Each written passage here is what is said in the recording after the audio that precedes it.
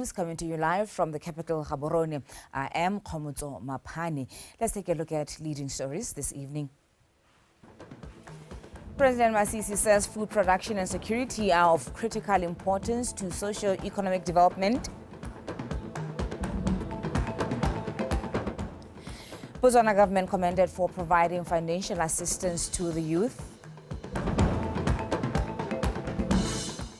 And in sport, the FNB Botswana Premiership logo unveiled. Interpreting in sign language is Topo Taposa. Good evening.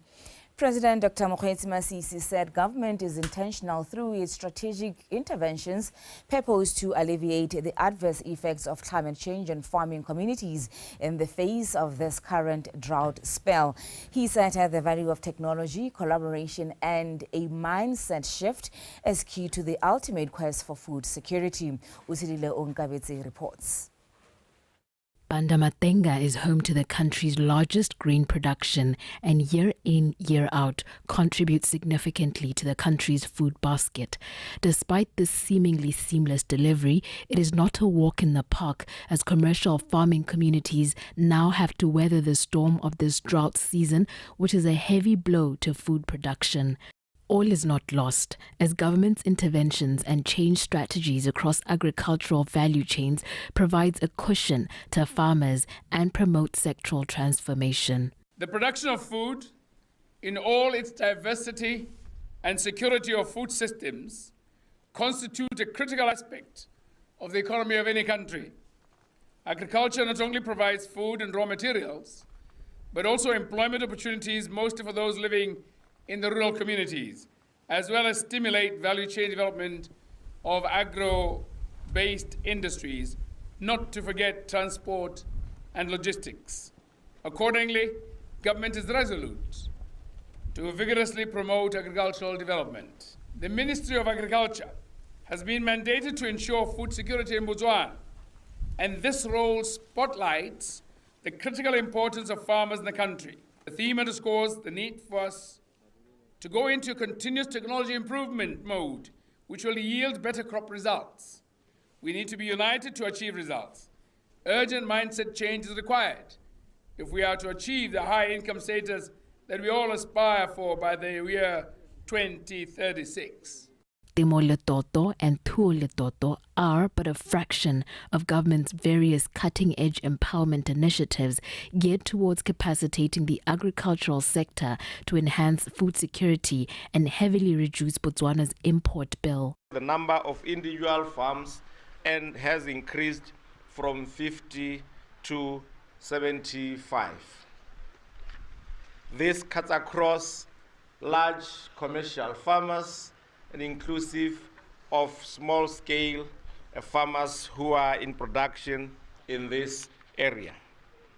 And we are committed to increase the hectareage as the government of the Republic of Botswana. Given the right circumstances, with financial, technical, market support, policies, and other instruments in place, all farmers in Botswana will be able to produce much more and much better. There are 3 points that we need to bring under your attention: water for irrigation, electricity, and GMOs. Divine intervention for better rains, coupled with several infrastructural advancements, will go a long way in giving the agricultural industries the much-needed impetus. Vital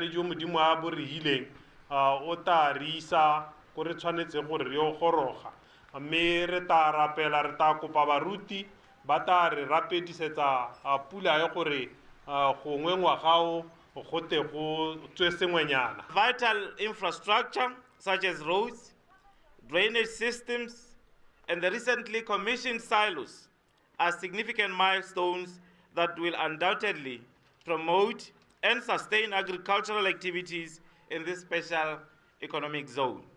Agriculture, through its value chains, fuels economic growth, an aspect Botswana seeks to fully plow into for sustainable and diversified growth. Utsidile Onkabetse, BTV News.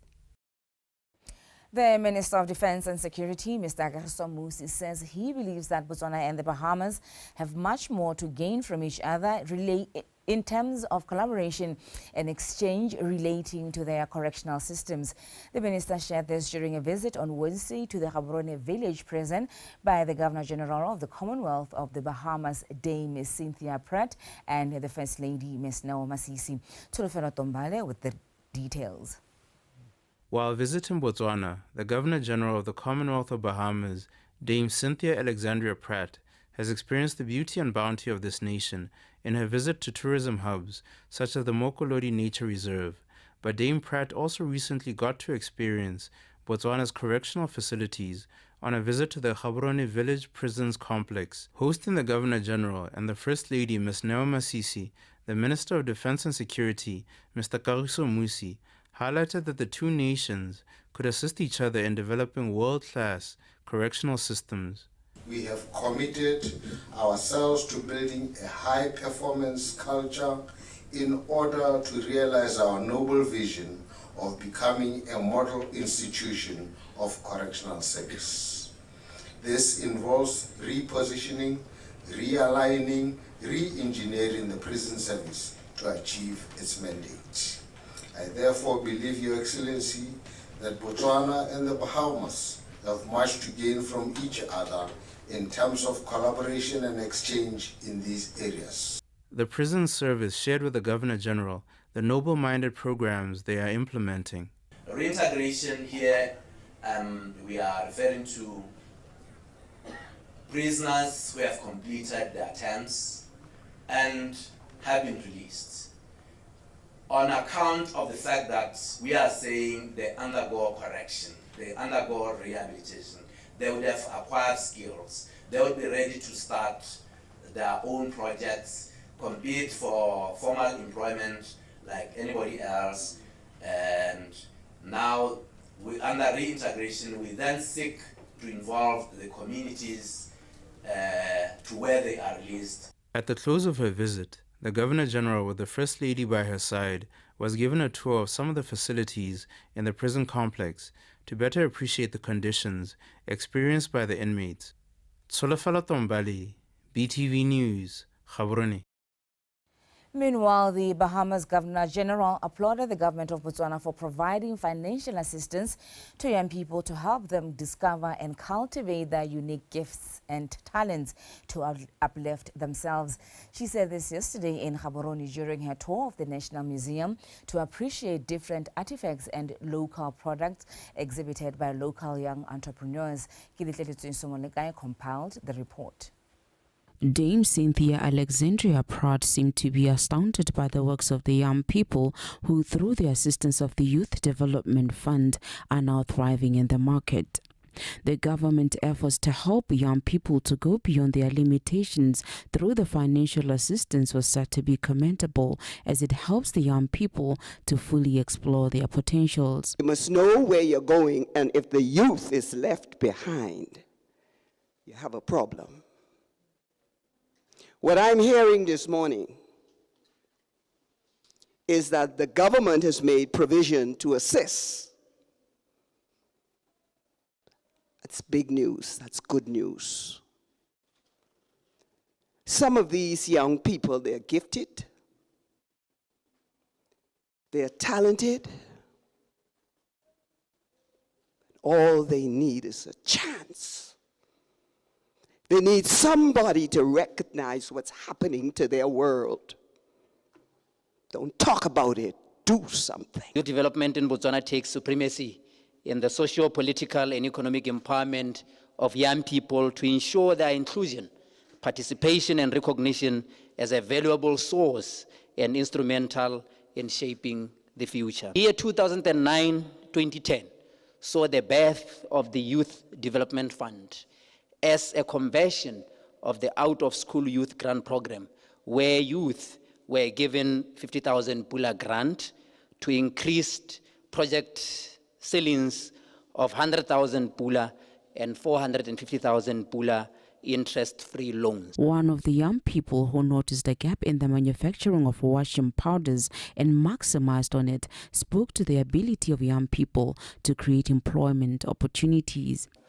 Through our research finding, we realized that most of the students who are studying chemical engineering in our universities, Sometimes it's hard for them to find jobs where they can pursue their career, maybe being a chemical engineer.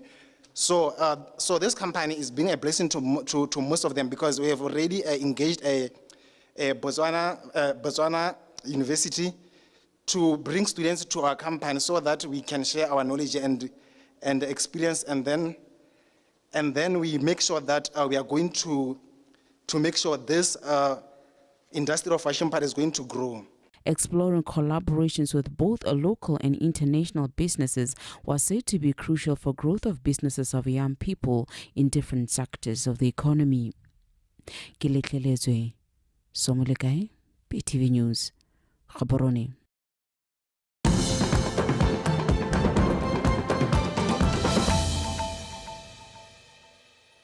Thank you for staying with BTV News at 9 o'clock. The Minister of Communications, Knowledge and Technology, Mr. Thulagano Segokgo, has applauded the University of Botswana through its Faculty of Engineering and Technology for hosting an exhibition showcasing design works undertaken by students. Mr. Segokgo said that the manufacturing sector has the potential to grow the country's GDP. Therefore, the designs should be supported and promoted. Horata Moranyane with the report. Sustainable economic development and sustainable environment are some of the pillars of Botswana's National Vision 2036 that suggest that Botswana will actively seek to find innovative ways to propel the country to a high-income status nation, which is what the degree show stands to achieve by empowering industrial design students. Let me congratulate profusely the same students and their lecturers for a job well done. This is because it's extremely rare and very challenging to organize an event of this kind and magnitude.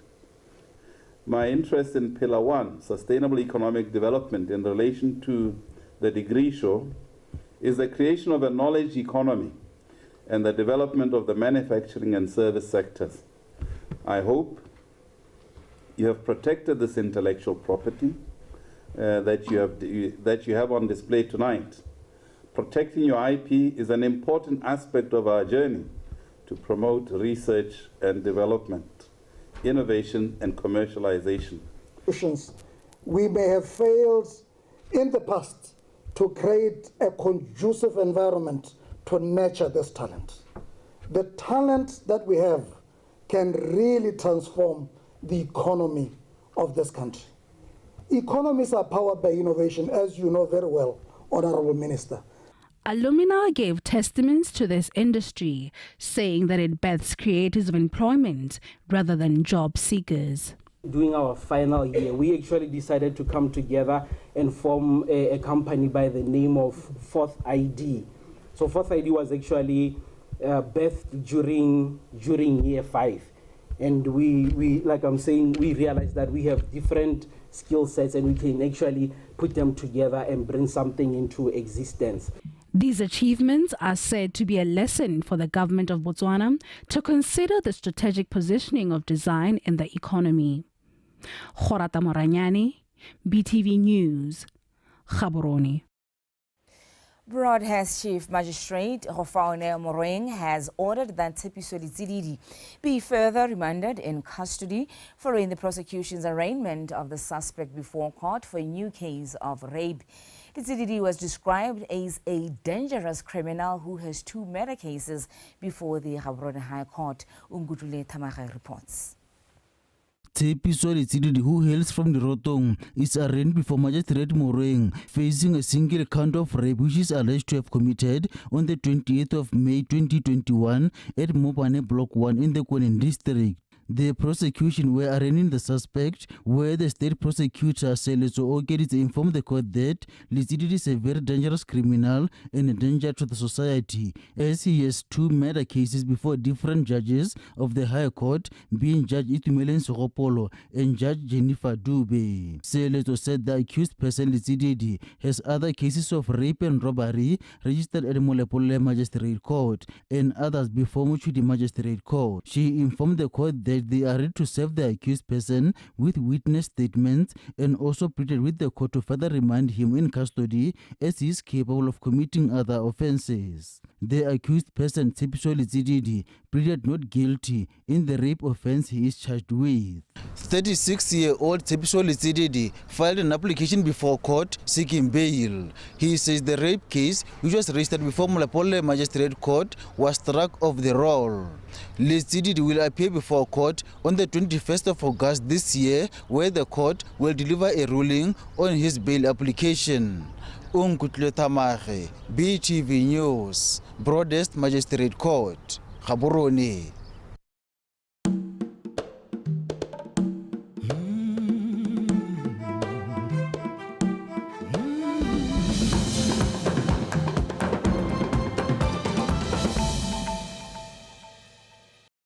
Moving further afield, Israel beefs up security in its embassies across the world as the country and the world expects a retaliatory move from Iran following the assassination of Hamas chief Ismail Haniyeh yesterday in Tehran.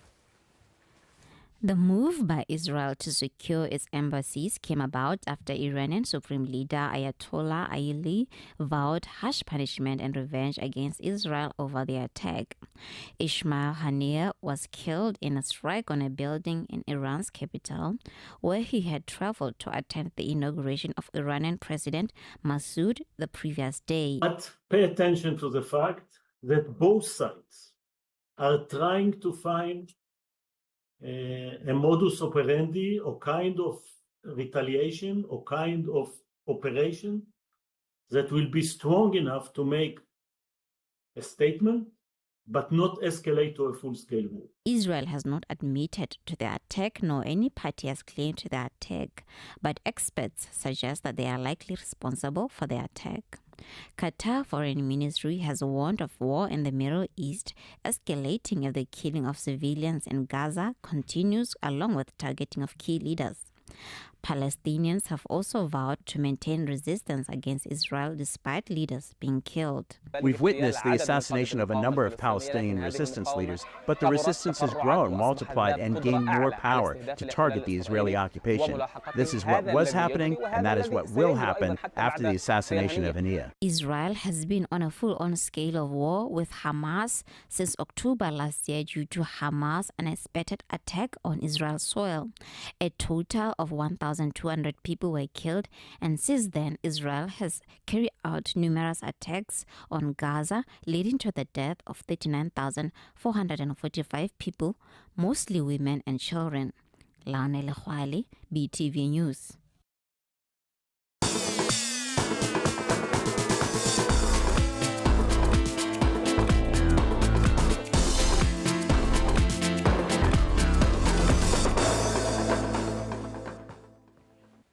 It is time for sport with Liza Osekeng. Liza. Good evening once again, Khamuzo. Thank you so much, ma'am. Thank you. Good evening once again. I am Liza Osekeng with your World of Sport. And in our first story, the new Botswana Premiership League logo and the official name that will be used in the 2024-2025 football season have been unveiled. The Elite League will officially be called the FNB Premiership, while the new FNB Premiership logo is a mortar-inspired design, while the league trophy is also crafted along the same idea. This follows the 28.5 million Pula sponsorship deal, which was announced by First National Bank Botswana recently, which will run for 3 seasons at 9.5 million Pula, commencing with the 2024-2025 football season. Tlamelo Muntsusi has the report. 4 months after Botswana Premier League got a shot in the arm with the announcement of a historic 28.5 million Pula sponsorship deal from First National Bank Botswana, preparations for the commencement of the 2024-2025 football seasons are gearing up.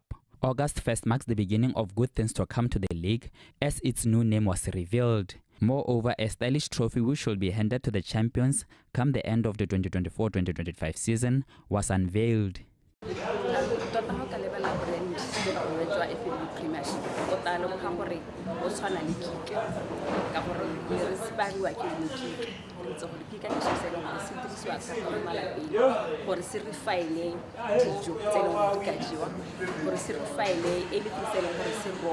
To make it more palatable.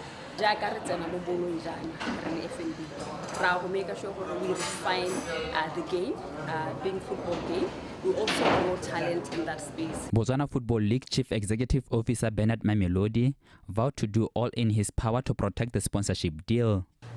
This new partnership that is being unleashed today for us in football is premised on 7 cardinal principles. Firstly, you've got accountability, compliance, credibility, entertainment, governance, integrity, and lastly, value. That is what will be the driving force in this new marriage going forward. And fortunately, these are things that we've shared with clubs and they've bought into it. And we've agreed as football people that this is a burden that we are prepared to carry. The national team depends on the product that the Botswana Football League is going to deliver. The league is as strong as the clubs. If the clubs are not strong, the league will not be strong. And if the league is not strong, an ordinary man at the Kasi, like your Zola, your Extension 14, they will not be interested to come to the game. FNB Botswana Chief Executive Officer Stephen Bogatsu promised big things to come if the sponsorship and the relationship could be managed well. We are today announcing a 3-year partnership, but I am very confident that if football puts its act together and we do what we are supposed to do, all of us as football lovers, as administrators, as coaches, as players, we will take the sport forward, and you will inspire not only FNB, but the entire corporate community in Botswana to get involved in football. I'm looking forward to this partnership, and I know that we can make a success of it. As the Kika symbol that has just been announced, we will partner in order to refine this product and make it palatable for the rest of the community. The 2024-2025 Botswana Premier League season is expected to start on the 21st of next month. Tlamelo Monsusi, BTV Sport, Gaborone. Now, men's cricket under-19 national team departed for Dar es Salaam, Tanzania on Wednesday, where they will compete in the ICC Men's Under-19 50 Overs World Cup Africa Division 2 qualifiers. Ryan Khemonyane. Assistant coach Reginald Nhonde says they have assembled a strong team this time around, which they believe will give a good showing. We moved around the country and managed to put up a team of these young lads, and we have been having camps, we have trials, and we have tours, also preparation tours to Zimbabwe that have really helped us. So far, we're on point. Definitely we want to win it. We want to win this tournament and qualify for the next round. The way I've seen it, nothing much that I've seen from other teams. They all have new players. So we just want to figure it out when we get there. So we have our own game plan, we're going to follow that, then we're going to win these games. We don't have to worry about the other opponent and what they are doing and what they have plans, that's up to them. Had a fairly good run. More importantly, the recent trip to Bulawayo. I think that was probably the best preparation that we could have as a unit, because up to then it was all trying to identify the potential squad and so on. But the coach, when I spoke to him, he feels very confident and happy about what happened in Bulawayo. It was not so much about playing the 4 games and winning any of the games, it was more about learning how to play the 50 overs, which is totally different from the T20, and these boys have never played that kind of format. So on the whole, I think we are quite confident and happy that at least we are going in prepared. We are not going to be looking out of sorts or out of place. So I think the boys will hopefully do as well. For his part, the team captain, Jack Richards, said it is an honor to play for the national team and that they will do everything to ensure that they bring the desired results. We're all very excited to travel to Tanzania and play cricket. We're all eager to start the first match. That's it. We'll put everything out there. We'll leave everything out there, and yeah, try win, try our hardest and fight.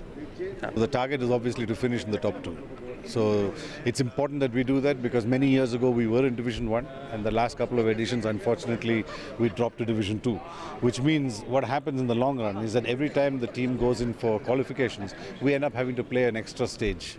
We shouldn't be doing that. We should be actually playing less from a point of view of qualifying. So if we can get ourselves into Div 1 and make sure that we stay there, next time onwards, it's only one round to play for the qualifiers to go to the actual World Cup.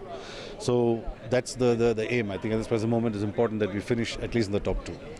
The Division 2 qualifiers have attracted 8 countries, which will be divided into 2 groups of 4. Botswana has been drawn in Group A alongside Sierra Leone, Rwanda and Malawi. They will kick off their campaign against Malawi on Saturday. Ryan Kangwiyani, BTV Sport, Gaborone. Well, and that is it for sport this evening. Khomoso Mapani is standing by to give us a reminder of our top stories. Mutso. Thank you so much, Liza. Let's meet again some other time, ma'am. Have yourself a fantastic evening. That was Liza Oseking giving us the latest in sport. Let's take a final look at stories leading the way this evening. President Masisi says food production and security are of critical importance to socio-economic development. Botswana government commended for providing financial assistance to the youth. And in sport, the FNB Botswana Premiership logo unveiled.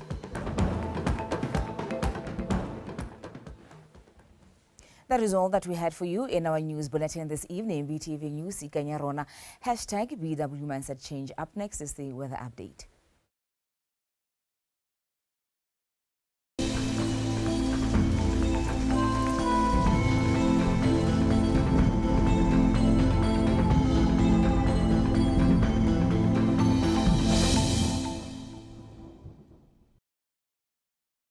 Good evening and welcome to tonight's weather forecast. I'm Proud Victoria Husian. Today we had cloudy conditions over the southern southeast Gauteng and southern central areas. Temperature-wise, we had mild temperatures over the south to hot temperatures over the north. Tonight's Saturday image is showing mostly clear conditions over most parts of the country with some partly cloudy conditions over the southern parts. And for tomorrow, we're expecting mostly clear skies with some fair conditions over Khanti, Kgalagadi, southern southeast Gauteng and Kwining. We're also expecting fresh winds of around 26 to 31 kilometers per hour over most areas of the country. In the morning, cold temperatures are expected over Khanti, Kgalagadi and southern, ranging between 5 to 7 degrees Celsius. Elsewhere, we're expecting mild temperatures ranging between 10 to 13 degrees Celsius. In the afternoon, hot temperatures are expected over Ngamiland and Chobe between 31 to 32 degrees Celsius.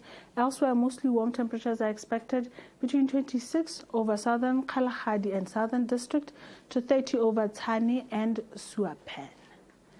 Over the weekend, over the southern southeast Gauteng and Kwining areas, we're expecting fine conditions with warm temperatures on Saturday and hot temperatures on Sunday, ranging between 29 to 32 degrees Celsius. For Khanti, we're expecting fine conditions with hot temperatures, but for Kgalagadi, fair conditions are expected with hot temperatures between 31 to 32 degrees Celsius. For Ngamiland and Chobe, we're mostly expecting fine conditions with hot temperatures between 31 to 32 degrees Celsius. As well, for Central and Northeast, we're expecting fine conditions with hot temperatures between 31 to 32 degrees Celsius. That's all I have for you tonight. Have yourself a good night.